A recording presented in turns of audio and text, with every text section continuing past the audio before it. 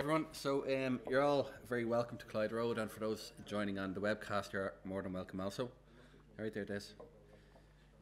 For our sixth monthly lecture of the season. So for those in Clyde Road, again, I just ask you to turn your phones to silent, please. And we have an emergency exit to my left and the door we all came through. For those joining for the first time, the Energy and Environment Division hosts 7 monthly lectures each year, dealing with the topics of energy and the environmental effects of energy production. Tonight's presentation is titled Achieving Our 2030 Greenhouse Targets, What Can Engineers Offer? And will be co-presented by Mr. Neil Walker from IBEC and Mr. Gerry Duggan. So Neil is head of infrastructure in IBEC. His team represents the interests of more than 7,000 member companies on a range of policy issues, including energy, climate, waste, water and transport. And Gerry is a fellow of the Irish Academy of Engineering and has over 40 years experience in the energy supply and conservation and transportation sectors. So again, we'll have a joint presentation tonight, guys. So we'll let the two guys do the presentation and then we'll follow up with a Q&A, if that's okay. All right, thank you, Neil. Okay, good evening, and a bit scared to go before Gerry because he'll be spotting all my mistakes. It was one of his areas of expertise when I was working in SCAI, a bit of a legend there. Okay, so I, as a chemical engineer, I haven't quite rid myself of that discipline. I have tried to factor in practical solutions, but I'm now a policy nerd, so I'm going to start off with that focus, and hopefully you'll bear with me. I made the point about stepping up to the plate with the right technologies at the right time and the right price. And I do believe that business and industry are part of the solution. They will be crucial. They will be delivering the technologies that are near commercial and the more blue sky ones.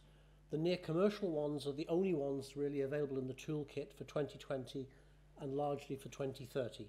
And we can get most, if not all of the way, with technologies and some behavioural change. Much more radical solutions will be required for the post-2030 period. We'll all have to become vegetarians and walk everywhere, and who knows. It is vitally important, though, that we direct our efforts in a way that actually achieve the intended goal and minimise the unintended consequences.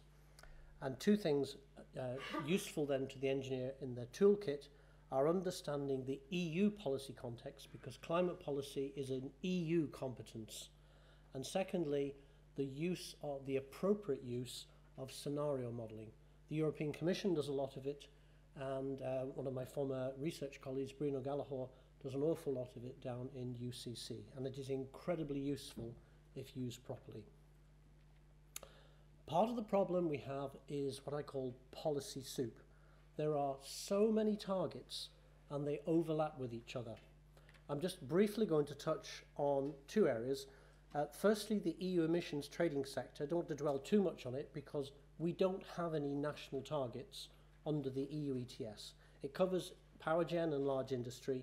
It's a cap and trade system, so the total emissions in the period 2013 through to 2020 and in the period 2021 through to 2030 are effectively fixed, subject to some tweaking at the edges under something called the, well, I'll come to that later, I won't spoil the surprise, but effectively it is a capped amount. The rest of the economy, the effort sharing sector, which excludes the power sector, we have a national target. It was 20% for the 2020, and it was based almost entirely on our per capita GDP and some very dodgy modelling by the European Commission. But the point is, it was never meant to be met solely through domestic effort. So you've got those two very different. Overlapping, then you have the Renewable Energy Directive, which gives an Irish target of 16%, and that can be achieved by any mix across the ETS sector and the effort sharing sector. It may well be that the cheapest way to meet a shortfall against the renewable target is to spend lots of money on renewable electricity. And that's all very well in meeting the RES target, but it doesn't really help very much in meeting the greenhouse gas target. Likewise, in the Energy Efficiency Directive, we have a national energy savings target of 20%, and it cuts across both sectors. So the potential for perverse outcomes or policies tripping each other up is manifest. This chart, which I prepared from a 2012 staff working paper published by the European Commission, it's on their website, shows if they'd had the information back in 2009 that they had 3 years later on foot of Bruno Gallo's modelling work, what an efficient allocation of greenhouse gas reductions effort across the whole of the EU would be if you just did the least cost regardless of where it was. It would have been 0% reduction for Ireland. Now, the original modelling done by the European Commission using their primes model suggested a cost-effective target of minus 17, and then they bumped it up to 20, which was minus 20 was the ceiling. It was only when we went back and said, did you know about all these cows we have? And they adjusted and looked at it. In fact, it would have been much more difficult to achieve. Nevertheless, the principle is this is an efficient outcome, but the targets reflect a more equitable sharing of effort. But you can see it's not that equitable between ourselves and our nearest European member state competitors. We've got twice as much skewing, and that is simply because the European Commission didn't do very good modelling back in 2009, nor did we. We didn't have the capability at that time. But the idea is that governments who would struggle to meet their domestic effort sharing target without going up to 100, 150 euros per tonne could trade with countries such as in Eastern Europe who could overachieve their more lenient effort sharing targets at maybe 20 euros a tonne, and the difference, you split it, both countries benefit, and the money that they receive and that we save can be used on other worthwhile projects such as healthcare and schools and water and whatever. But what is the optimal policy mix? It may involve spending more on a domestic abatement project than the marginal price of buying an allowance from another country, because there could be co-benefits. For example, particularly in transport, if you move towards something that reduces emissions not just of greenhouse gases but of NOx and particulates, reduces congestion, there are health benefits, there could be benefits in terms of productivity of the economy. So it's not a simple mix. For 2030 then, we have a slightly different policy mix, but it's important to note a lot of it hasn't changed. The EU ETS still has no national targets. There are some policy tools to try and prop up the carbon price, because the carbon price has been persisting for several years now, around about 5 or 6 euros per tonne. It's not enough to promote anything really. So a steeper linear reduction of the allocation of new allowances, and something called the Market Stability Reserve, which basically hoovers up any surplus of allowances that have been issued compared with what the total amount that have been submitted on foot of emissions. In the effort sharing sector, the 30% target, I know Gerry will be going into somewhat more detail about this, is less skewed because it's based on better modelling. If we can make full use of afforestation and potentially the conversion of EU allowances that we could have auctioned under the EU ETS, but assuming that they're not more valuable than the EU allowances, that can supplement our domestic effort, and at the margin, if all else fails, we can still buy credits from other member states, although it would be better to spend the money here in the country. Is there still a bit of policy soup? Not as much as before, in that there aren't supposed to be any national renewable energy targets post-2020, but actually there are going to be. There's been a suggestion that if we don't reach the 20% target by 2020, we will be penalised for every year thereafter until we do. So we'll either have to buy credits from other member states or face fines. So there is a kind of renewable target, and also there's an as yet to be clarified governance framework where the European Commission will go around to each member state and say, we don't think you're doing enough to meet the collective renewables target.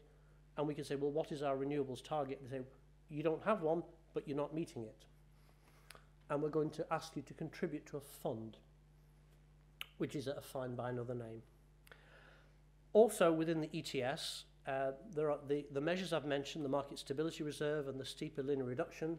Choking off the supply is meant to prop up the price, but there are other measures that are very well meant that could actually have the opposite effect. So one of the things currently being considered in the design of wholesale electricity markets is a restriction on which types of plant can participate in a capacity market. Here, the wholesale electricity market, ballpark 2 billion euros for energy and 500 million euros ballpark for capacity. And that's how it's designed to work. If a coal plant was no longer allowed to participate, in here you take out 900 megawatts straight away of potential capacity. It might result in the premature closure of Money Point, and it would have impacts on security of supply. If it happened more broadly in other EU member states, it might depress the demand for EU allowances and then negate the efforts to pop up the price of EU allowances. So it's messy, but that's the nature of climate policy. Okay, so I've mentioned, that the optimal policy mix doesn't just rest on greenhouse gas, but also on other co-benefits. Can we reliably predict what the optimal mix is today, let alone, well, can we predict what it should be in the next 15 years? And the answer is no, not without a time machine. There are numerous models, and I've referred to the European Commission's PRIMES model, which is run by the Technical University of Athens. It's a pan-EU model. They assume a carbon price and they model lots of outcomes, and then they try and see what kind of emerges. The Irish Times model using UCC is a different type of model. They don't assume a carbon price.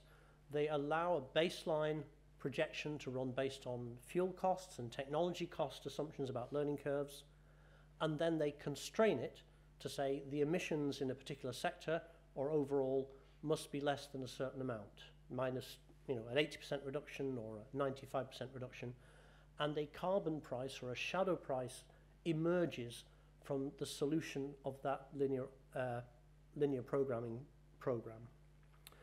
It's only ever as good as the assumptions you make about fuel costs, about equipment costs, and about consumers behaving rationally.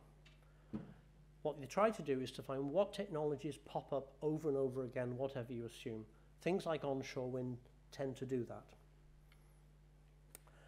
But it's very easy to get it wrong. And in fact, one of the more embarrassing failures of prediction by the European Commission over the last decade has been it bet the farm on carbon capture and storage becoming commercial within the next few years. It wanted to fund a dozen projects of commercial scale CCS, and it set up something called the NER, the New Entrant Reserve, where 300 million allowances, which could have been worth anything between 5 and 20 euros per tonne, so we're talking about a couple of billion euros to be set aside. In the end, they didn't get a single taker. Not to say that CCS will never be, but perhaps the technical challenges, the commercial readiness, and also issues over, it's one thing to be able to liquefy the CO2 and inject it. It's another thing to guarantee that it's going to stay down there for 100 years. And what insurance company would provide cover for that? So, having talked about the pitfalls and the challenges, what can engineers do? And I'm going to produce a bit of a shopping list here. Some of it may strike a chord, and others you may feel is out of scope. But I'm going to talk briefly about electricity, the built environment, process heating and cooling, spatial planning and transport, and lastly, land use change, which includes agriculture. On electricity, I think that the Department of Energy, or DCNR now Decay, has focused on the right things, unlike some member states where they've bet the farm on premature technologies, like in Germany, solar, that the supports have been enormously expensive. And in some countries, they've had to row back, and it's destroyed investor confidence. But the focus to date on onshore wind and refits has been a very cost-effective way of getting up the level of renewables on the system without having a huge public service obligation cost. The PSO has grown quite a lot in recent years. It's quadrupled in the last 4 or 5 years, but that's largely to do with falling fossil prices rather than the cost of the technology. By having a low carbon electricity system, it makes an awful lot of sense then to electrify heating and electrify transport, and you're getting an overall benefit. The risk to that strategy is an ever-increasing backlash against large-scale infrastructure. No one wants to live near a pylon, an overhead wire. No one wants to live near a wind farm. It scares the horses, apparently. Can we make wind farms quieter? That's an engineering design. Now, I don't think there's a big research capability here in Ireland, but elsewhere in Europe, I know in the Navarre region of northern Spain, they have an enormous research facility. It's all very hush-hush. I was out there about 6-7 years ago with SEAI, and I remember it vividly because it took 4 days to get home following the unpronounceable volcano. That's another story. Can we do something with high voltage overhead lines? Burying them is not the solution because it means it has to be DC.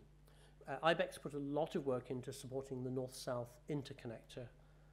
We've been talking to politicians as well as the civil servants. It is a major challenge to persuade people that it's necessary and that it doesn't give you cancer. But if we could make things visually less intrusive, I think we go a long way, because it's the real issue there is something that's ugly reduces the value of people's houses, and people live everywhere in Ireland. There are no strategic development zones where housing has been prevented in order to have wind farms or overhead lines. And that is a failure of planning over decades. So, wind, we've covered that. Minister Naughton early on in his tenure talked about other technologies, including solar PV. There are a couple of 1,000 megawatts of applications in for the next round of refit, for the next gate on solar PV, at varying scales from large ground-based, intermediate, commercial, and even the potential there is for rooftop solar PV. In the UK, that's been widely uptaken and it's been very expensive. Costs have been coming down. It's a kind of Moore's law effect, but there are limits, partly because panels are only part of the cost, and also partly because, on foot of German lobbying, there's a kind of minimum price requirement for Chinese imports. So that cost reduction is slowing down. In other sunnier countries like France, I know that solar PV can be very, very cost effective. Here, it's not clear, and it will have to be auction-based rather than a civil servant trying to guess what an administered price ought to be. We need to get price revelation from the people who actually have the information. Part of the problem is that the sun shines here, even in sunny Wexford, only about 15 to 16% of the time, and it may not be at peak periods. Same as with wind, if you can crack storage, you're going to immensely increase the value of non-dispatchable generation. Whether or not that's cost-effective lithium-air batteries or pumped, compressed air energy storage. I believe Electric are doing something or planning to do something big up near Larne. I thought that was going to be gas storage, but maybe it'll be compressed air. That would be on the transmission grid. The smaller ones, perhaps associated with individual wind farms or solar arrays, would be on the distribution grid. One of the problems with storage, though, is it tends to eat its own profitability because it smooths out the diurnal gap between the peak price and the night valley price. There must be other ways of monetizing that, and it may well be that it's not so much trading on different times of day, but providing spinning reserve or providing other forms of ancillary services that will be increasingly valuable in years to come as the system becomes more and more reliant on non-synchronous generation. Okay, enough about electricity, and hopefully I haven't revealed too much of my lack of electrical understanding. I'm going to talk a little bit about electricity use. Certainly low energy LED lighting, high efficiency appliances, they are no regrets measures. Very quick payback, and they reduce power plant emissions, which reduces the amount of renewables you need on the system to get to the 40% RESI national target. Unfortunately, the less electricity you have on the system, the less it contributes to the weighted average of the 16% overall res. And because it's in the emissions trading sector that the emissions occur or are avoided, it makes no contribution whatsoever to our national greenhouse target in the effort sharing sector. Doesn't mean you shouldn't do it, this is not a technology that contributes to meeting the target in the scope of this evening's talk. By contrast, if we can displace carbon-intensive heating fuels with renewable heating sources, be it biomass or heat pumps or solar thermal, it does help not only to meet our renewables target, but also the effort sharing target. Part of the problem is, compared with onshore wind, a lot of these are quite expensive. You know, you're not going to be able to get 70 euros a megawatt for electricity is not that much more than the grid. But if you compare the cost of a heat pump against that of burning kerosene, or certainly against burning natural gas, it is really very much more expensive. So it does need support, and it's not clear how much that cost is going to come down. We put a submission in on the renewable heat incentive, and we've suggested that there may need to be an auction design that allows an optimal mix between the low-cost stuff and the emerging technologies. But if you just had a straightforward auction, it would all be the low-cost stuff, and you wouldn't be then pump priming for some of the, you need, in order to roll out large-scale heat pumps or other renewable technologies that aren't yet quite commercial, you need to get the supply chain going, and that's tricky. One of the issues with biofuel and biomass, solid biomass, wood chip and whatever, is there's a lot of ash in wood, and if there's chlorine in it, it can actually result in dioxins, and if there's a lot of moisture in it, it's just very energy inefficient. So you're sacrificing energy efficiency in order to avoid greenhouse gas. We had suggested in our RHA submission that perhaps, although the scale of plant would be below the threshold for the medium combustion plant directive, perhaps those standards ought to apply in terms of dust capture and controls on nitrogen oxides. And they've already reflected on how much can you cut the capital cost of an air source heat pump. A typical domestic one is about €10,000. I know because I put one in last year, and without a grant, I would not have dreamt of doing it. But I mean, this is going to be very much a middle class incentive if they ever roll it out. Perhaps no more than with home insulation, you can bring down the cost if you can increase the scale, reduce the installation costs if you're doing whole streets. But that's not like putting in cavity wall insulation. To get the big benefit, you need underfloor heating as well. And people aren't going to have their floors ripped out. It'd take an awful lot of persuading. Unless there are some very clever engineers who can figure out how to do it without digging the floor up. Community heating, again, unrelated. Why don't we have more district heating schemes? If you compare other European countries, we are right at the bottom of the league table. I think part of it is a failure of planning, and perhaps engineers could work more carefully with planners, or even become planners to help solve that problem.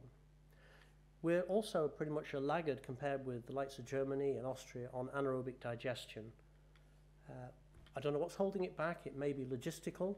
It may be to do with secure supply of materials. It may be that where you'd operate the plant is nowhere near where people live. But the European Commission has been trying to put out rules so that district heating should always be considered whenever there's generation on a certain scale. It's much more difficult with AD. And lastly, it's certainly worth talking about biomethane purification, because if you can get a large-scale AD plant going, it may well become cost-effective to purify the mixture of methane and carbon dioxide, separate them out with a molecular sieve, and then you compress the methane up to grid pressure, and you can put it, and then it could come out anywhere on the system. And unlike the electricity, it's not a pool system, it's a point-to-point. You can specify who got the renewable gas. So you can make sure that contractually it is taken off by a user that is not in the EU ETS, and then you get the double benefit. But it's not a cheap technology, because you've got the cost not only of producing the biogas, but then of purifying it, which involves compressing it, and then you have to compress it further to get it into the grid, and then you have to transport it. And natural gas is pretty cheap at the moment because of fracking in the United States. Okay, so next, Briefly on planning and transport, within the infrastructure unit I'm responsible for spatial planning within IBEC, and we put a big submission in under the National Planning Framework. City strategy is very important. We have some of the worst, Dublin is probably one of the most congested cities in the whole of Europe. And I think engineers could have a huge beneficial impact if we can get better integration of public transport, fewer cars on the road. Another possibility, improving the cruising range of electric vehicles. I mean, current best batteries, maybe 24 kilowatt hours, you might get 100 miles. We should see that doubling in the next 3 or 4 years. The batteries already exist, they just haven't been rolled out. But you know, even that only gives you 250 miles. If you wanted to drive to Kerry and back, it's going to have to be up to 100 kilowatt hours. Can that be done? Well, it won't be invented in Ireland, but Irish engineers could certainly, we have very good electrical engineers. They may go abroad to do it. Alternative fuels infrastructure would include compressed natural gas and also alternative marine. Can we get round the vehicle warranty constraints on blended biodiesel? We're currently at 6% blended in ordinary road diesel. We could go to 10%.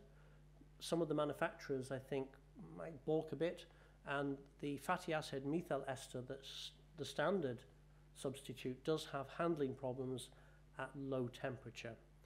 I understand that there is a product called HVO that could be made down in Whitegate, and that is effectively just pure diesel, and you could have 100% of it and it would get round it. I'm not aware that that's being incentivized under the RHI because it's not heat per se, and it may need a specific, assuming that that refinery is going to operate in the longer term, that could be a valuable sideline for them. And lastly, is there a less energy intensive way of removing nitrogen oxides from diesel? Answers on a postcard to Volkswagen.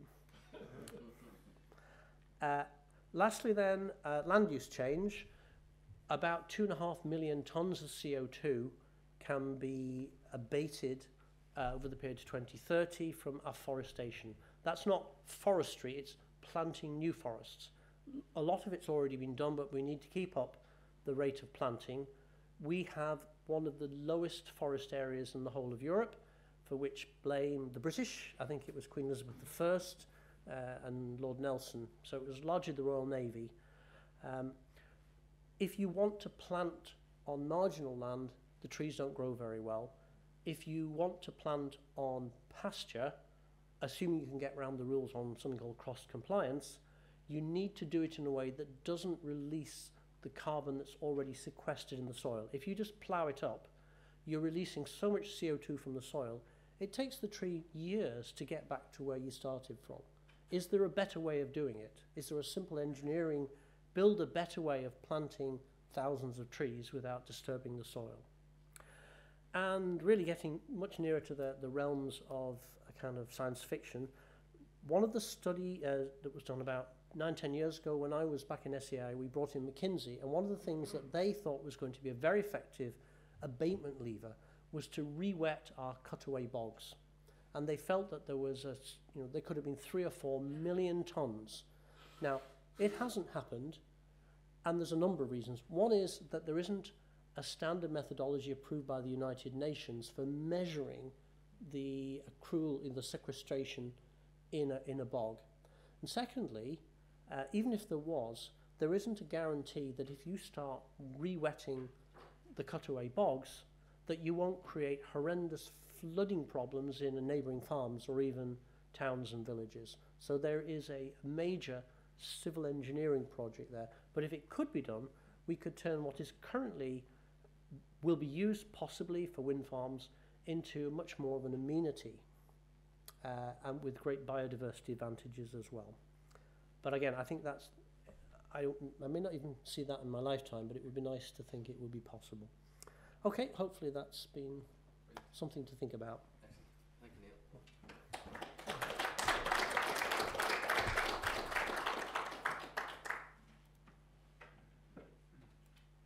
Neil. Now, thanks a million, Neil. Just invite Gerry up.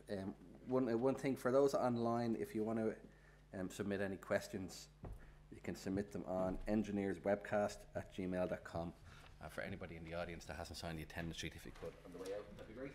Thanks, Jerry. Thank you, Chairman. This evening, what I want to talk about is effectively based around a report produced by the Academy of Engineering recently. Those who don't know the Academy, it's a location for engineering fossils. Now, effectively, but they're fossils who've had a reasonably, what they like to describe as distinguished career. We'll see. But effectively, what it looked at was how whether Ireland could meet the 2030 targets being set out, and what would the cost of doing so be. So I'll seek to address those issues this evening. Now, the first thing is, what are our 2030 targets? And there's a base requirement here of 30%. Now, as was pointed out by Neil, in 2020, we got the worst deal possible. We were lumped with Denmark and Luxembourg, ignoring our agricultural input, on the basis of our GDP per capita was very high when the targets were set. The 1930 targets are more realistic. The higher GDP countries have a kind of a 30% basic ceiling. We have, 40% basic ceiling. We have a 30%. And the second thing is, there are certain credits allowed to Ireland, and Ireland has more flexibility under the proposed EU scheme than any other country. So effectively, we can get down to a net requirement if we use our full credits. And these are allowance, as Neil said, from the emissions trading sector, and also what are called land use change and forestry credits. That's LUCF credits. So effectively, we have a potential base target of 20% reduction on our 2005 greenhouse gas levels by 2030. Now let's have a look at our greenhouse, and this is our non-ETS targets. These are all in non-ETS. Our emissions in 2015, essentially agriculture and transport are almost 75% of the total. This is totally different from every other country in Europe. Firstly, we have a higher proportion of non-ETS than any other country in Europe. And secondly, the disposition of it is totally different than any other country in Europe. I would suggest achieving a 20% reduction on those numbers by 2030 if we assume that agricultural emissions remain a sacred cow, real GNP growth averages 2.5% per annum, and transport emissions inevitably increase in line with economic and population growth. I would say it's an impossibility. You're trying to get all of the reduction unless about 25% of the pool. It isn't possible. So the Academy looked at how we could possibly achieve the targets and how much it would cost.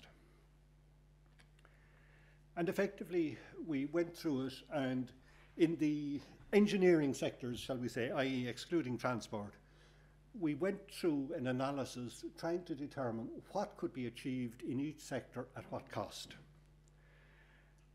And then we took agriculture as a residual in terms of if we couldn't make the books balance, and we were talking about balancing it nationally as opposed to trading internationally, what would be required? And effectively we're saying we can see no mechanism where we could, within this country, meet the 2030 targets unless we have a minimum of an 11% reduction in agriculture. And that is excluding the land use change credits, where if you take the net, we're talking about a 25% reduction in what's broadly described as the agricultural sector. Okay, with measures that I'll come to, we felt that transport increases could be limited to 2% by 2030 from 2005. Now remember, transport emissions are going up at 5% per annum at the moment. So this is extremely challenging. We have very large numbers here for residential reduction, and a lot of that has been achieved to date. I would disagree with our previous eminent speaker. When we look, and I did a detailed analysis in relation to heat pumps in the domestic sector, and what the Academy looked at there was retrofitting heat pumps are integrating heat pumps with the existing oil-fired central heating systems in rural houses. We've 300,000, well, we've 400,000 houses in rural areas which are heated by oil. About 300,000 of those are permanently occupied. Now, the point about an oil-fired central heating system, it's designed around a water temperature of 80 degrees C. You can't achieve that with a heat pump if you want any sort of highly efficient heat pump. Best you'll do is about 55, 60 degrees.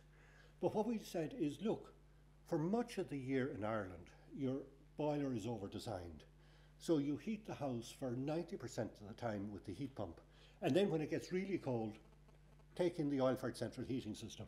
Equally well, it means that the heat pump load now becomes a disconnectable load from the electrical system. And broadly, you can effectively have both a large amount of control on the system and a heat pump. The great advantage of heat pumps have three great advantages. The first is you are taking out oil, which is fairly carbon intensive, but you're taking something out of the non-ETS sector.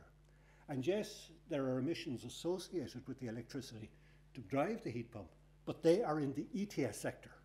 So you've had a serious gain there. The second is when you do the analysis, at least our analysis, is that the heat pumps have a very good renewables credit in terms of the EU, the way they do the sums, okay, a bit artificial, but that's the way they do the sums. They have a very good renewable credit, and the capital cost per megawatt of credit is, in our analysis, half the capital cost of wind generation. And this is effectively a very attractive thing. Why isn't it happening?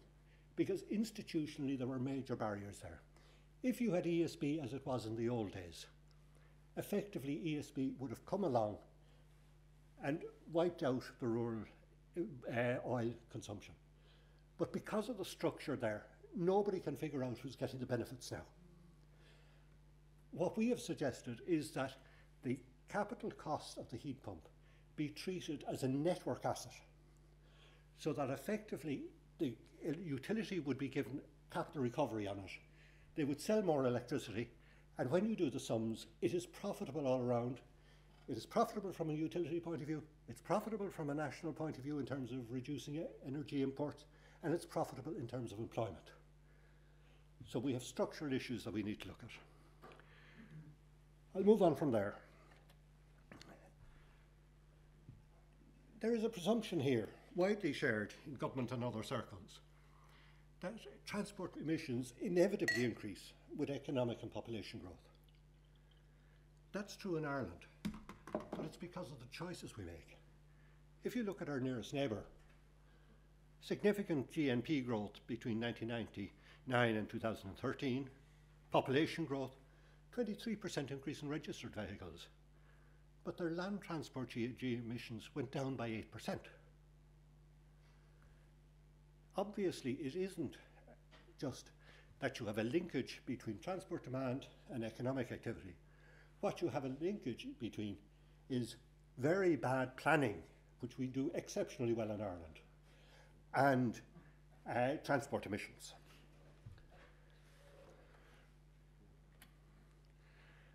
Necessary steps to limit transport emissions. The first one here, and some of you may be familiar, but more of you aren't, fuel tourism, as it's called. This is both cross-border, which you can understand, but there's actually, in our analysis, an even larger amount of fuel tourism occurring on the Irish Sea. Because of the differential in diesel prices between the UK and Ireland, every haulier comes in here with an empty tank and goes out with a full tank. And when you add up the numbers, you're looking at a very significant amount of oil each year. Our analysis is that the emission savings there is 1.75 MT per million tonnes per annum. Now, we have put that analysis, the detailed spreadsheets, up on the Academy's website, so you're happy to go in and have a look at it. We've done a complete analysis of the transport fuel sector back to 1990, as best we can, and taking both Northern Ireland figures for imports, etc., and everything else here. Okay, achieve a 10% battery electric vehicle penetration of the fleet by 2030. That would give you an emission saving of about half what you get from fuel tourism. And again, raise the biofuel to 10% in land transport, which when you do the complicated sums that are required, would give you an emission reduction of about 6%. It's 800,000 tonnes. Now, all of that has been factored in achieving the 2% growth by 2030. And if the economy grows faster than the 2.5% per annum we've said, the emission percentage growth goes up very sharply, because that figure of fuel tourism is a fixed figure. So it becomes less significant if you have higher levels of economic growth and transport demand. But we suggest that to reduce transport emissions, much fundamental changes are required in spatial planning and transport investment patterns in Ireland. Automotive emissions are not declining in line with manufacturers' claims. Indeed, the manufacturers' figures in terms of automotive emissions are about as reliable as Garda statistics. And effectively, we've created a taxation system which is based on wholly fictitious numbers, which the Academy certainly believes needs to be revisited. SEAI say, on the basis of the manufacturers' figures, that looking across the year-by-year fleet of new cars, that a 27% efficiency improvement in petrol cars has been achieved and 29% for diesel cars. That's between 2005 and 2014. Our analysis indicates, and as I said, it's on spreadsheets, that there's been a 10% improvement in efficiency in the petrol car fleet since 2000. And if you go back to the UK figures, where we were looking at an 8% decline in emissions, we think this actually fairly well mirrors what the experience has been in the UK. And the second thing is, electric vehicles will not solve the problem, as unfortunately is currently believed by senior Irish civil servants, one of whom spoke here at a seminar on transport last week, and another, much more elevated level in the civil service, spoke to the Academy, Secretary General level in a very important department. Electric vehicles will not solve the problem in Ireland by 2030. Why? Fairly simple reasons. This is world auto production in 2015. Now, you needn't go through the details. There are only two numbers you have to look at carefully. One is the total, 68.5 million cars.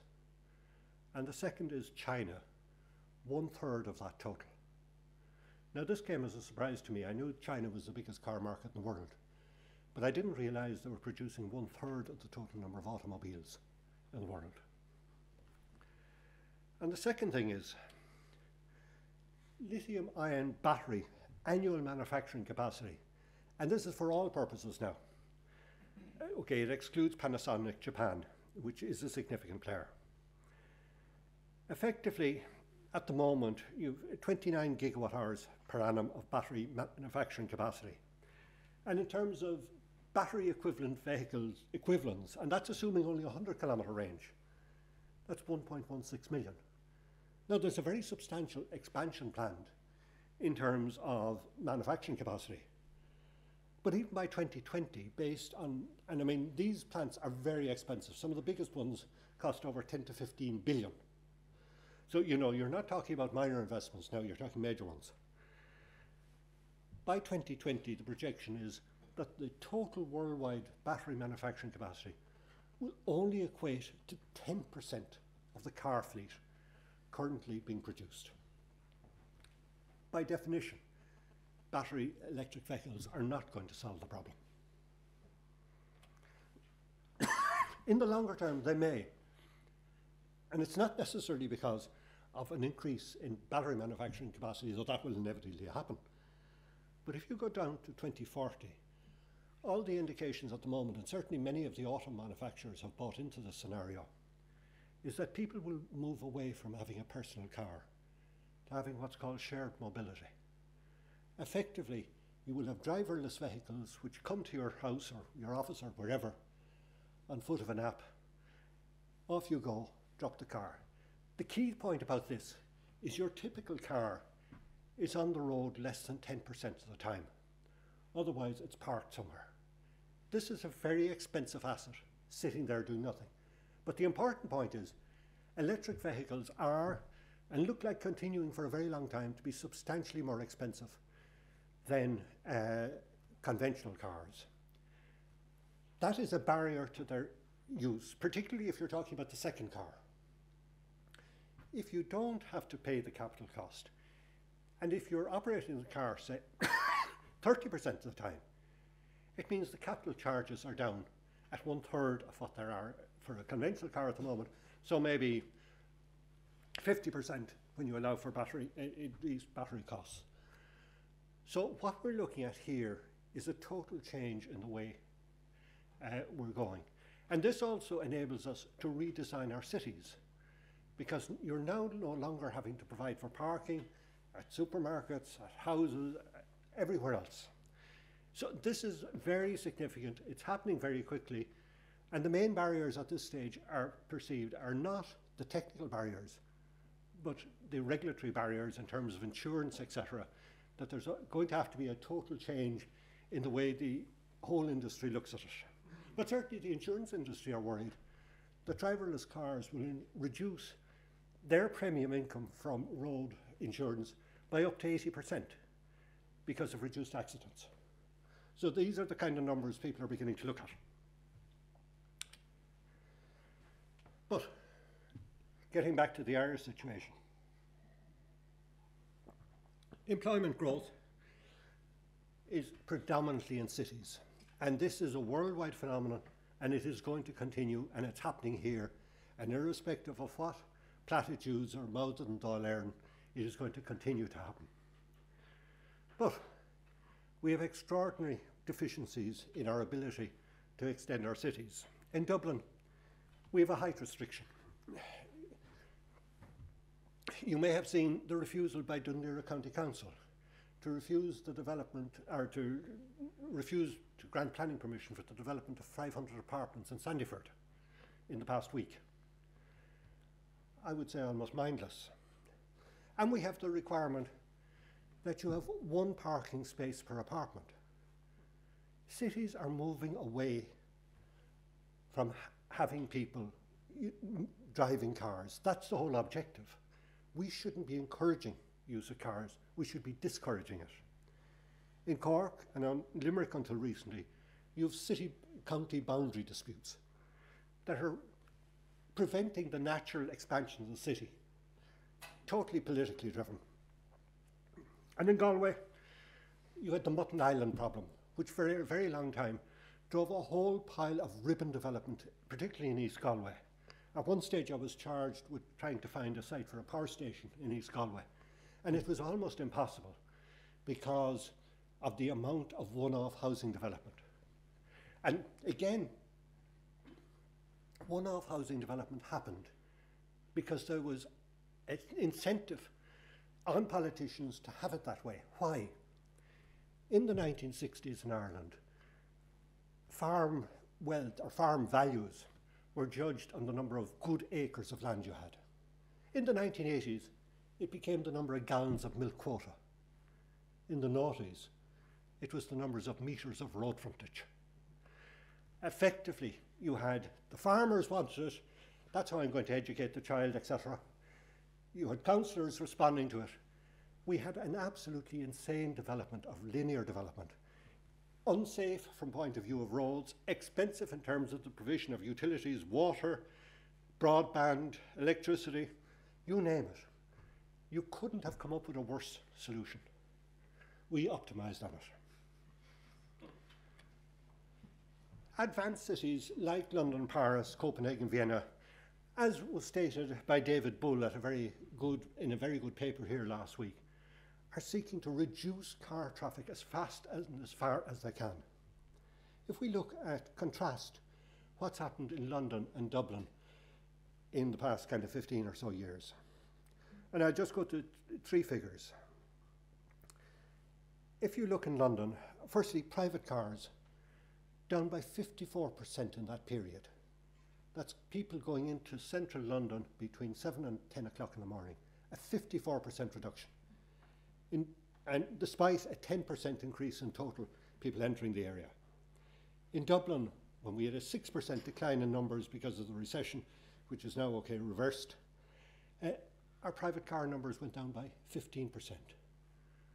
Why? Because we encourage people to take their cars in. How does that happen? Because the public sector, by and large, are provided with free car parking spaces.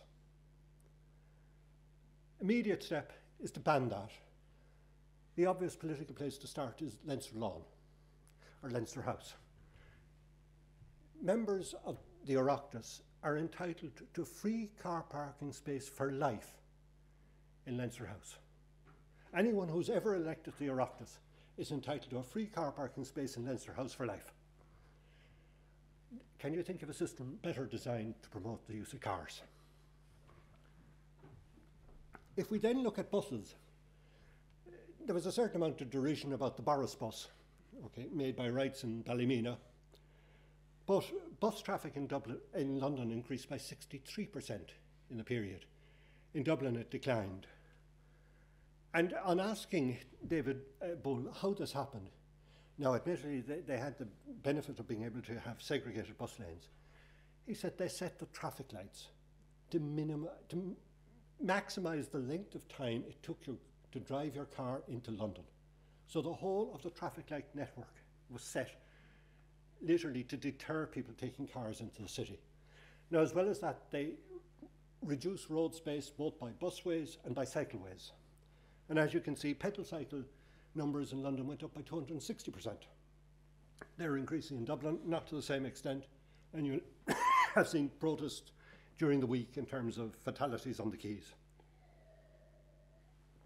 The point about all this is it is possible to address the transport problem, but it involves addressing political problems which we have failed to do to date. And I think the engineering function has to be to show the possible outturns and to bring the politicians with us, because you can't do it without them. That's the reality. So you have to explain it, you have to show them the options, show them the better alternatives and bring them with you. And then you get the traditional political thing, there go the mob, I'm their leader, I must follow.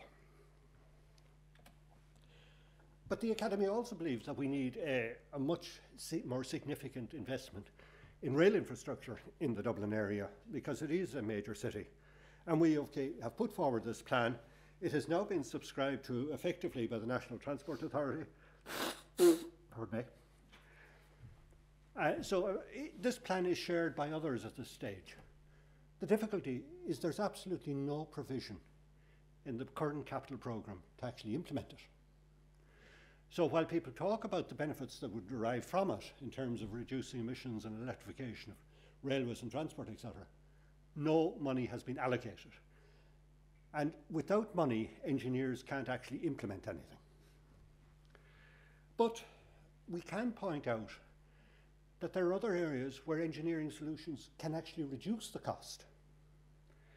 And if we look here, and this is again Academy work, we recognised before Brexit that not alone could we have Brexit, but we could have a hard Brexit. And one of the key requirements in Ireland at this stage is to recognise that 75% of our freight going to continental Europe goes through what's called the UK land bridge. Now, effectively, with the likely customs barriers, chaos, there's an acceptance in Britain that their computer system will not be able to cope with Brexit in terms of customs and customs areas, etc. We need to establish direct connections from Ireland to continental Europe. At the moment, as I said, we're very much dependent on going across the Irish Sea. And this is particularly true in relation to the agricultural sector, because at the moment, half of our beef goes to Britain. Now, Britain is not going to throw up big tariffs in relation to agricultural imports. It wouldn't be in its interest to do so. But there are very few political gains from Brexit in Britain. One of them is to introduce cheaper Brazilian and Argentinian beef, going back to where they were in the 1960s. And effectively, we need to recognise this, recognise that there aren't that many markets that pay the premium prices obtained for beef in Ireland, even though the farmers always believe it's too low. we need to develop alternative channels of communication. And what we're talking about is a motorway connection from Galway to Limerick to Cork and down to Ringaskiddy, because Rosslare will not have the capacity. The port is just limited in terms of the size of vessel it can carry. And okay, many of you will be familiar with the proposal to build the M20, and it comes up regularly from politicians from the south. But the requirement to build the M70 also requires the construction of the North Ring Road in Cork, because you have to get around to the M8. The vast bulk of places that people want to interact in Cork are either in the Cork Harbour area or the South City area, the universities, etc. That line shown in A there has a cost in excess of €1 billion. However, we believe that with the decision to transfer the port of Cork to Ringaskiddy, an alternate solution is available. And the government have decided to provide the funds available to upgrade the Dunkettle interchange. So we're suggesting coming along next to the railway line, out 7 kilometres from Limerick, and then go down to Mitchelstown. That solution costs about 350 million. The A solution requires, on the M20 alone, ignoring the Northern Ring Road, the acquisition of 33 houses and 5 business premises. The B requires almost no housing acquisition and no business acquisition. So we need to look. Engineers have to be proactive in the space of putting forward cost-effective solutions. And that's there, just showing how that would integrate coming down the M8 through the port tunnel and down to Ringaskiddy. So effectively, what we need to say is engineers can provide the solutions. They have to be provided with the money, but we have to demonstrate conclusively that we are always reaching for the most cost-effective solution and that we've analysed the alternatives. Now, the big alternative in this space is agriculture. There has been a presumption to date that agriculture emissions cannot change and will broadly have to go up. The proposals we put forward to reduce the greenhouse gas emissions in the non-ETS sector, for the measures that we could cost, and we couldn't cost all of them, it would cost 25 billion in terms of capital expenditure by 2030. That's a very large sum of money. I think we need to do a serious analysis of the economics and socio-economic analysis, cost-effective and socio-economic analysis of reducing greenhouse gas emissions in the agricultural sector, and see whether, in fact, it provides us with a cheaper solution. And recognise that, yes, it has its implications. But making decisions without doing the analysis is a recipe for disaster. And as I said, we happen to be good at it.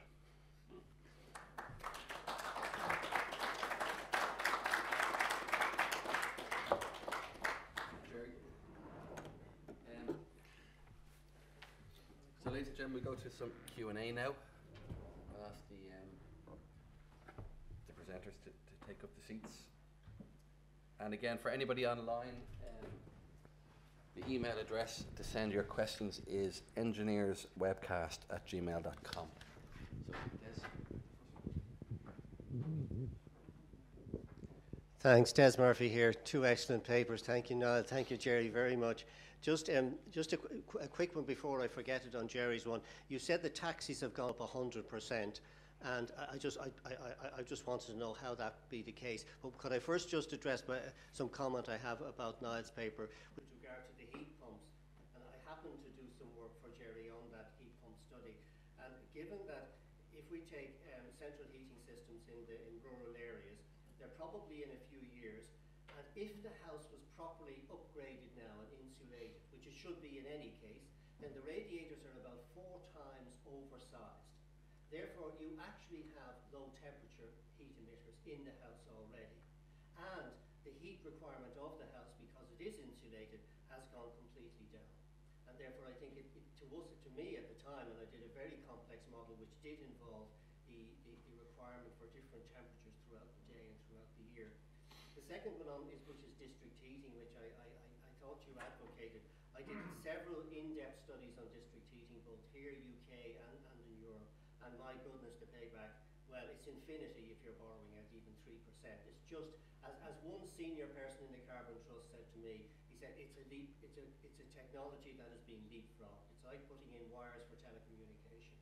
Because the last one I did on Tala, we found that if we upgrade the houses, which has to be done in any case, well then we will lose, even with class 1 underground pipe, we will lose more heat in the pipe than goes into the house.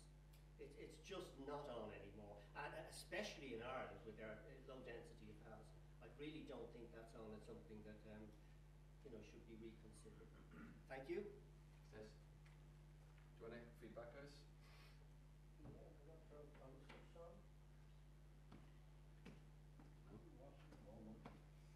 The taxi man is broken. Still we have a problem.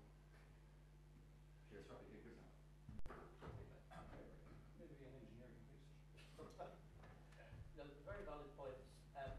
Retrofitting district heating doesn't work. It's horrendously expensive.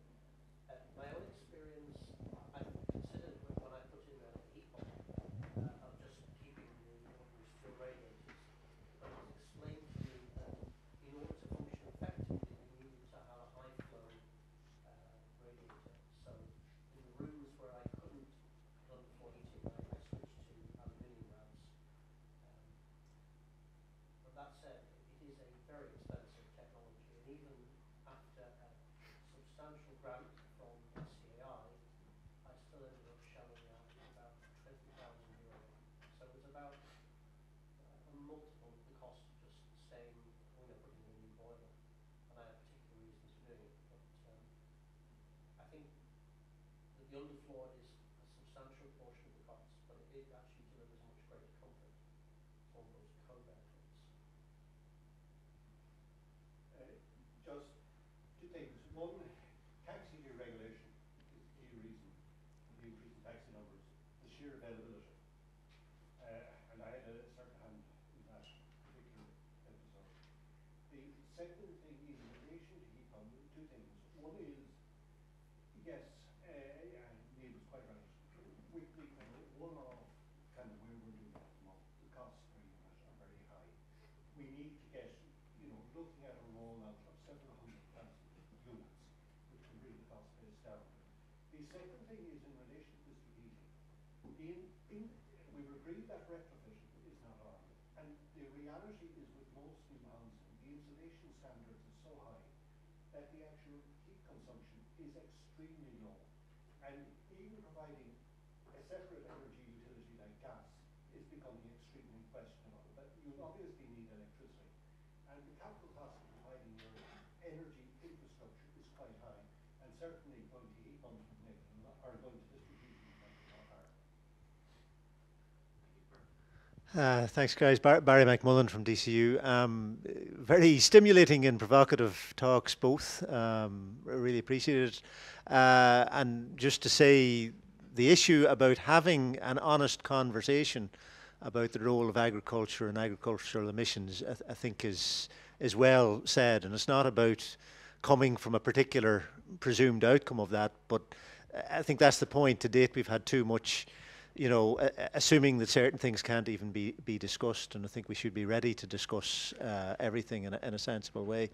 But what I'd like to invite either or both of you to comment, I was particularly stimulated by Neil's reference to what the implications of life after 2030 might look for those of us who may have some aspiration to even still be around after 2030.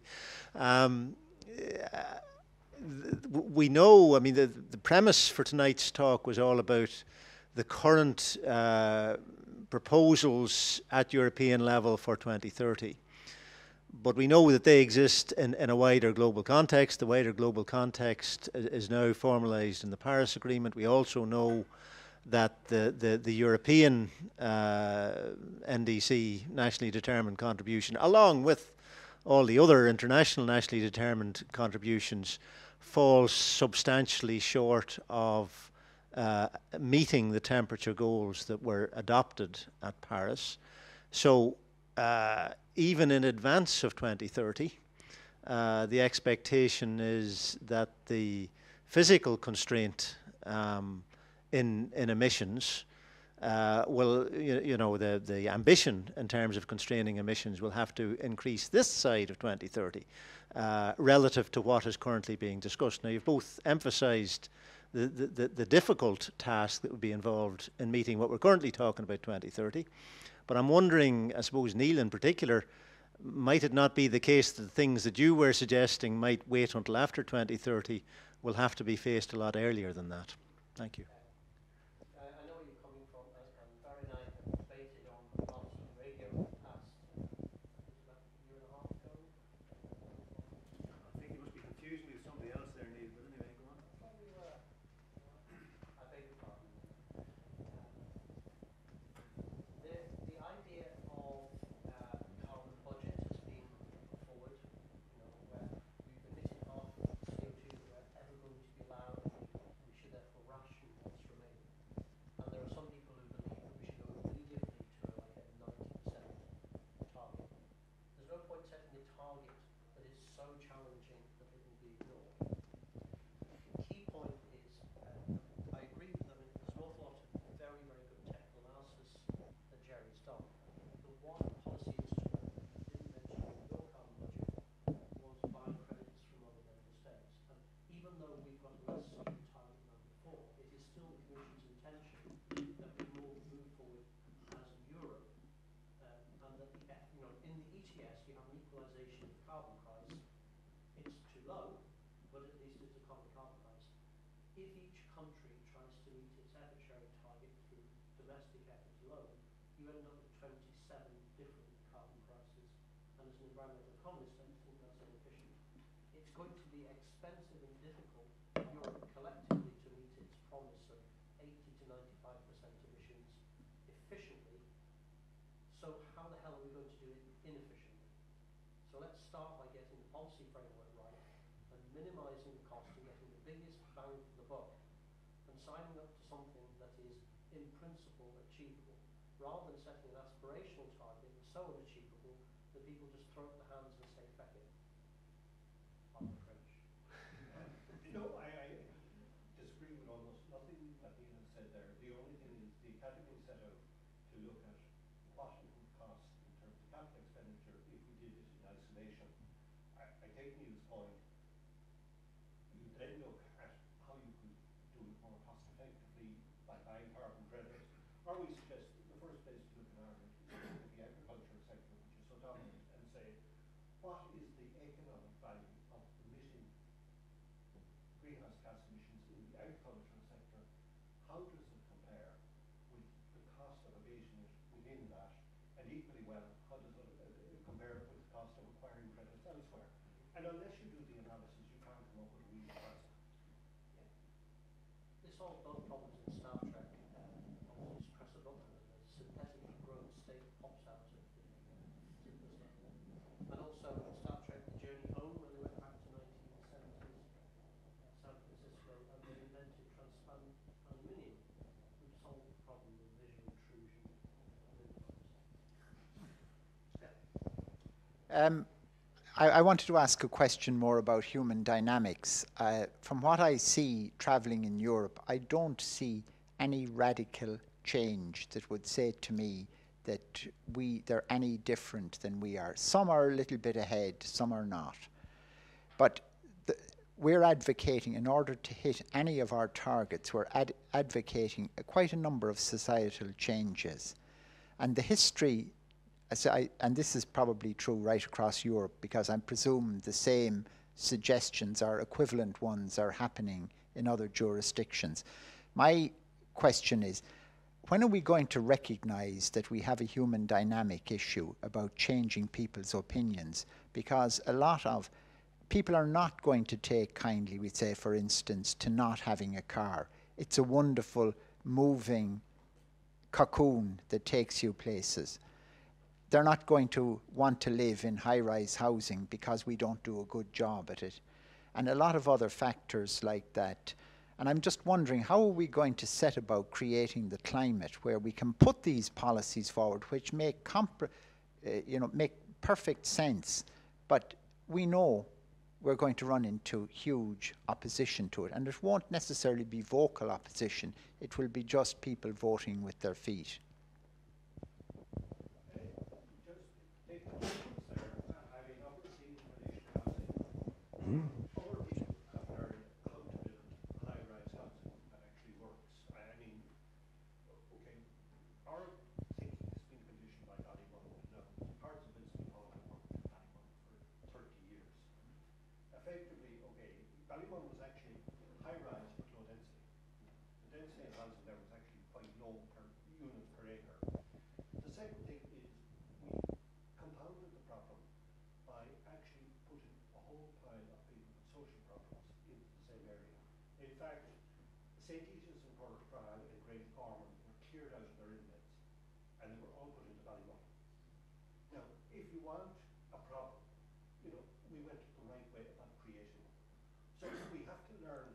Cities like Copenhagen, etc., which have learned how to do these things, and it requires a certain amount of discipline in terms of shared spaces, etc., which we're not very good at.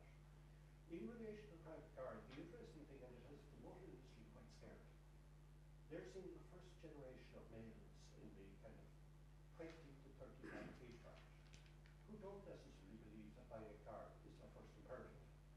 Now, there are certain social attitudes in relation to sexual activity and other things that I don't necessarily need to go into. I would just point out that all of the student accommodation now being planned in Dublin, single unit occupancy, all have double beds. I just note that. So there are societal things happening that means that the car is no longer as necessary as it was.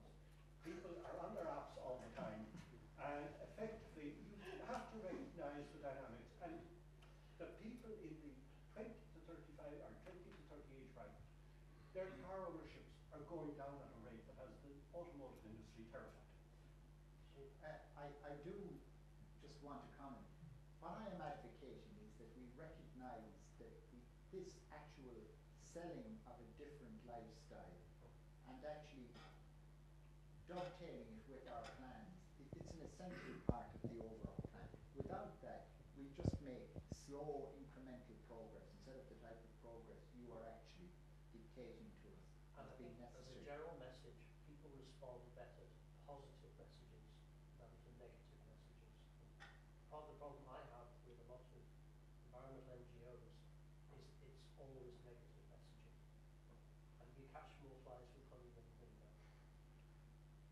And I'm a great believer in what I call the tomato ketchup bottle model, and I'm old enough to have used the glass bottle for most of my life.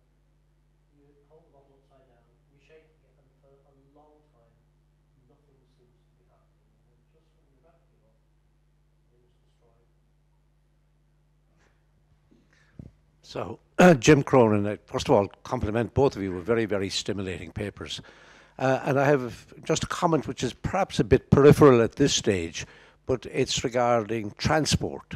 And you spoke about, the effects of technology in transport, and you didn't talk very much about hydrogen. I don't think the name was mentioned, and I gather that the Japanese automotive industry is putting a lot of money into the development of hydrogen fueled vehicles, because they have come to the conclusion that batteries are extremely limited and that there are not going to be breakthroughs in battery technology in the foreseeable future that would extend the range of cars. So I wonder, have you any comment or views on that matter, or has anybody discussed it? And the second point I want to bring to bear is just purely Brexit. It's more a numbers point. Will Brexit have any impact on targets and calculations and numbers and so forth like that in Europe? In relation to hydrogen, the EU published a study in July of last year. This was a staff paper, and it was about low emission mobility. And it looked at all the contribution of all, should we say, of the alternative fuels or energy sources to transport. And the conclusion was that in the most optimistic model,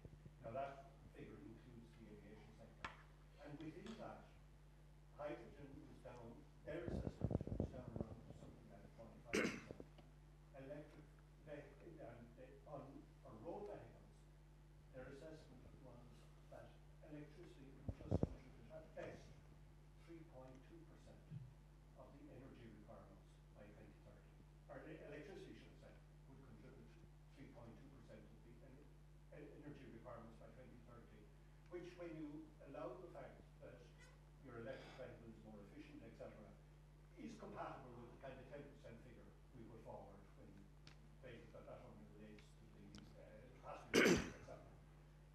In relation to the other obviously. So, to summarise, hydrogen is the fuel of the future and always will be. The question of what happens post-Brexit is that it could go either way. The UK has a higher than average effort sharing target. If you then say, take away the UK and we don't know what it's going to do, we still want to have an overall 40% reduction target, including the effort sharing target, unchanged for the remaining states. Then everybody is going to have to do a little bit more.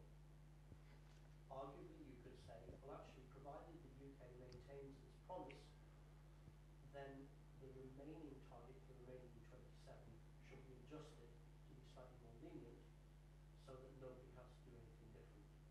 I have no idea which of those two outcomes is going to ensue. The only thing I would say in relation to Brexit is it has potentially profound implications on the agricultural sector.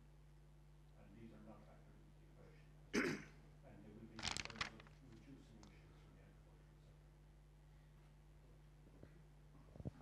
Great, thanks very much. It's Paul Price from Antashco, one of those aforementioned environmental NGOs. Thanks for the great talks, really excellent, I thought, and covering a lot of ground, especially the points about transport and agriculture, and the need to really get away from, so much car transport and so forth. I don't entirely share, of course, Ian's Neil's point about always being negative on the environmental NGO side. I think what we're trying to advocate on that side of things really is to work within the realm of climate reality. And the fact is, we in Ireland and many rich countries, certainly across the OECD, have extraordinarily high per capita emissions, far, far greater than poor countries. And we're the problem on the climate side of things. And that means, and in order to get over this problem, we have to get to zero emissions by soon after 2050. For the OECD country, that really means electrical power has to be zero emissions much, much sooner if we're going to meet the Paris targets. Even the national policy position requires 5% emissions per year, reductions per year on average to get an 80% cut versus 1990 by 2050. So our advocacy has been around trying to work within that reality. It's a very difficult reality, and we can indulge in wishful thinking if we want, and not want to face up to that reality, but it's a reality we do have to face up to. And if we don't, then our children and their children face a very, very difficult future. And that's what we want to engage with, is that. And that requires farming and so forth to engage with that as well.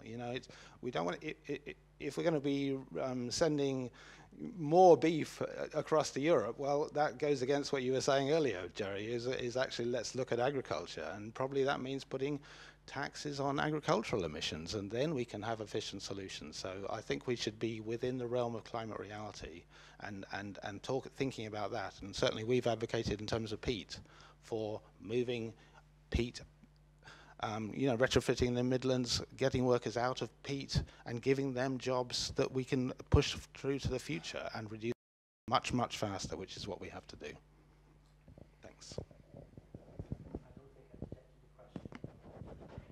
It was more of a comment, but I mean, I think in a way, what I didn't get from your talks really was facing up to that reality of even reducing emissions 5% per year is far beyond what we've talked about tonight. So how do we address that reality?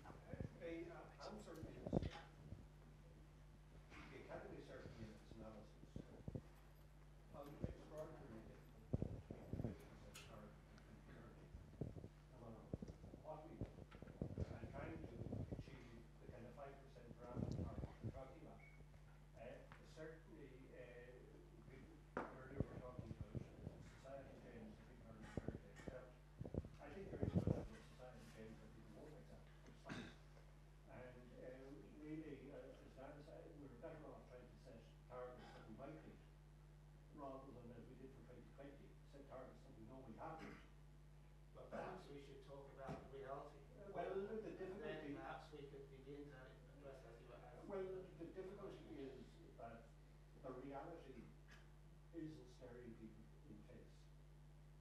they don't necessarily subscribe to the same view. And, you know, that's the fact. And they won't act unless they're faced with catastrophe. I agree to some extent with that, but here we are experts in and academic and professionals who can understand and convey this problem and the reality of it to people, and I think we should be doing that more. All I would say is we're trying our best. I think we need to learn how to run first before we actually, you know, try to get the jet skis on. Okay, we might just have one more question then. Yeah, thanks very much to both speakers for really excellent presentations, and I suppose reflecting maybe what's just been said, I think very sobering, and I think I suppose in terms of the sequence of things, I think the hard numbers in particular are very sobering, and in that regard, just wanted to pick up on something that was presented in the early part of Gerry's presentation, which was what seemed, if I'm correctly interpreting it, you produced, if you like, we call it a statement of account based on the Academy's analysis, which was saying these are pretty much best case scenario numbers, I think you were putting forward, and you were still left with this challenge of a residual 11% in agriculture.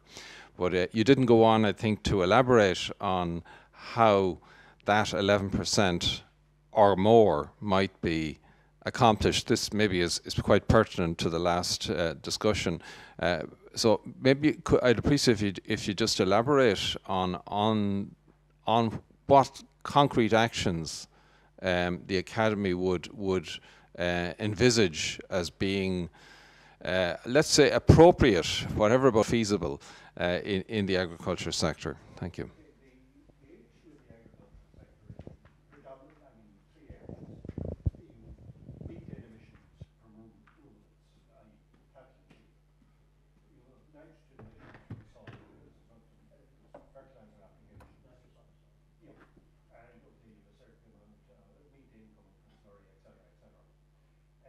Really the big area is methane, and it boils down to two things. One is animal numbers, but the second thing is, and we've been quite efficient in this country, is looking at genetics in terms of animals, because there is a significant difference between animals in terms of their methane emissions. Now, the New Zealand government has spent a significant sum of money in looking at this area. Not in terms of 25 billion now. The New Zealand Minister for Agriculture and Climate Action, or Climate Change, was in the Institute for International and European Affairs presenting a lecture about 2 years ago now. And effectively what they found is they felt they could reduce the methane emissions from the sheep population in New Zealand by about 25% by 2030 by just genetically selecting it. Now, when I was responsible for doing the national emission figures, when these issues first arose when I was in ESB, I contacted the agricultural research people in Walker, who were responsible for the milk area, and said, look, what can be done in terms of improving genetic merit here to actually reduce emissions? And they said, hold on a second, the only thing we're interested in improving genetic merit for is to get a county more. Effectively, they have the slightest interest in this area, and I think it's true to say to date we have not put the research in. We have very good people, research people in the agriculture area, but the focus to date has not been on that. There is the ability in, I understand, in terms of nitrogenous fertilizer application to change the type of fertilizer. We predominantly use calcium ammonium nitrate sprayed by this spreader that you see at the back of the tractor. Other techniques using liquid urea, etc., apparently produce significantly less causing greenhouse gas. So there are certainly technological changes that we could implement there. And as I said, the big uncertainty out there is the impact of Brexit on the beef exports to the UK. And that could be very significant in terms of the actual agricultural output. There's a number of things, and in the UK, I think the Carbon Trust has commissioned research on genetic improvement, just through selective breeding, and the recommendation